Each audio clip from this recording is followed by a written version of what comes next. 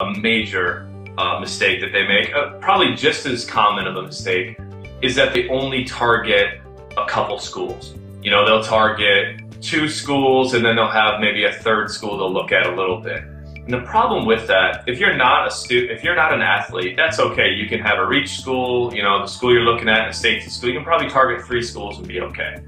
If you're an athlete, because it's so competitive for each of these spots at the college level, you can't target 3 schools. You have to target, in some cases, as many as 300. Not only do you have to be able to get into that school, but that coach has to want you as an athlete, and then they have to have a need at your position.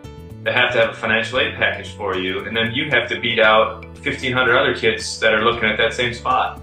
So what you want to do is the same thing that the college coaches are doing, and that is they are targeting a lot of kids for one spot. You have to target a lot of schools. We would tell our clients, you know, if you want to have 10 schools make you a financial aid offer, and that's what you want, because, you know, if you're a buyer, and that's what you are, you're a buyer, you want to have options. You want to have different people that are going to make offers to you so you can drive the price down by getting the best offer. So let's say you want to have 10 offers, you need to have maybe 50 people recruit you to get those 10 offers, you know, actually take interest in you. And to get 50 people to take interest in you, you might have to start with 500. Wow. Because not every school, no matter how great, you know, if moms and dads are listening, no matter how great your son is, not everybody's going to like him. And that's, you know, just part of the recruiting process. Is another common mistake that families make in the recruiting process is to have a false sense of security. It's maybe another word for having a big ego. This might include thinking, well, I got a letter in the mail from a school, so they want me, so I'm set.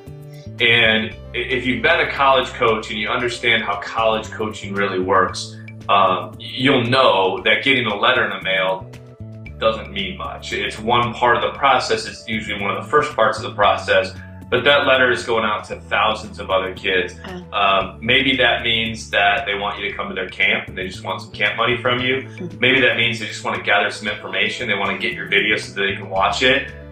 Maybe they're a school with a JV program, a tuition-driven school, and they just want your enrollment dollars.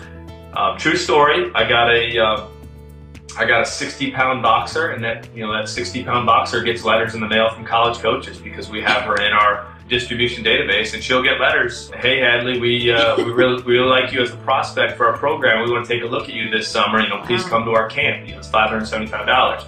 So. Wow. Obviously, that letter, you know, it's great. Getting letters is better than not getting letters. You know, it's better than nobody knowing who you are to begin with. You know, at least they have your email address, at least they have your mailing address, you're getting the letter. But it doesn't mean they're making you a scholarship offer.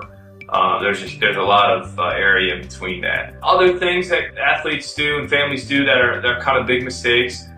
Expecting somebody else to do it for you. You know, we hear this a lot is, well, my coach is going to, you know, get some coaches to come to open gym, or my club coach says, you know, we're going to go to this big tournament this summer and all these coaches are going to